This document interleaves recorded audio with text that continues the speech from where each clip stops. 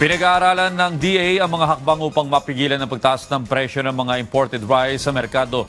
Kasabay nito, hindi na muna magkakaroon ng price cap sa lokal na bigas upang hindi maapektuhan ang presyo ng palay sa oras na anihan. Yan ang report ni Denise Osorio.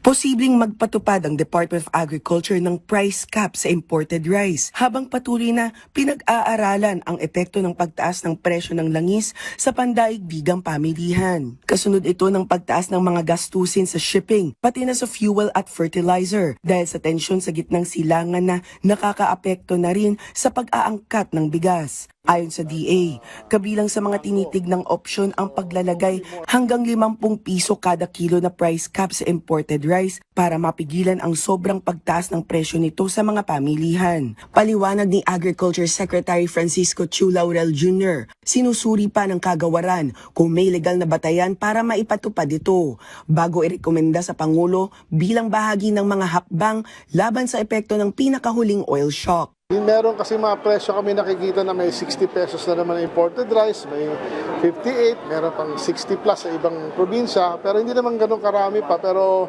nakaka-alarma yun dahil dapat sa 50 lang or 48 lang dapat may kita na sila eh.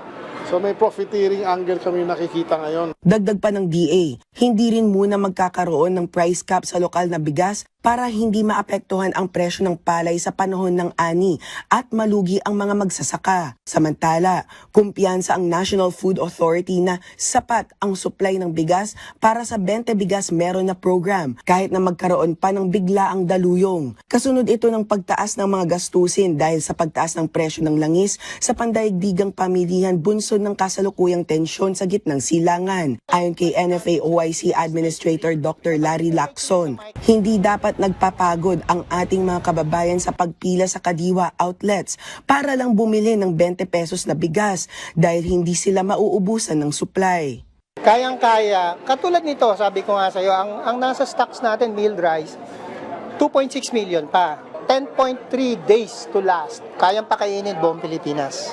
So, gumigiling pa tayo as mentioned din naman ni Secretary, patuloy tayong gumigiling ng palay ngayon so that we can replenish yung mga bigas na nabebenta sa kadiwa. Dagdag pa ng DA, mayroon planong doblehin ang stocks ng bigas sa mga kadiwa outlets dahil sa biglaang taas ng demand ng mga mamamayan. Denise Osorio, para sa Pambansang TV, sa Bagong Pilipinas.